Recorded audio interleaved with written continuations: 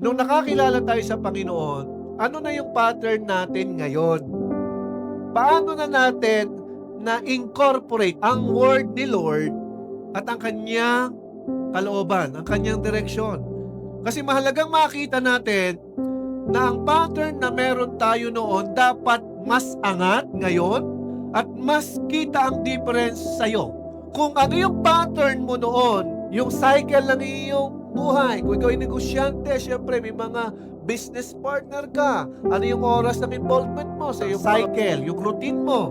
Diba? Sa mga negosyante, may routine yan. Ngayon, ano noon at ano ngayon? Naniniwala po ba kayo? Nowadays, even the believers, the Christian, are still under the influence of the pattern of this world.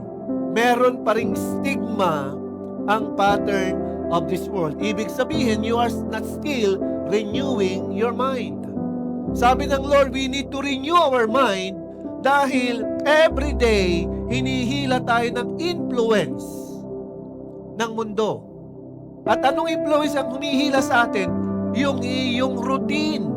Ano ba yung routine mo ngayon?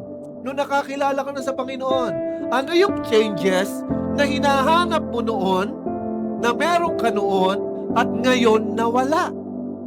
Na kailangan mo even nowadays. Mahalagang nakakamusta po natin ang isa't isa kasi kapag hindi po natin nakita ang message ng Lord, this pattern we have right now, yung routine na meron tayo ngayon, might be under the influence of the devil. Minsan nagkukulang na po tayo, or sabihin na natin madalas, nagkukulang tayo ng paghingi ng direksyon sa Diyos araw-araw.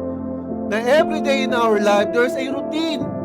Yung bang routine natin is still Matthew 6:33, that His kingdom is our priority?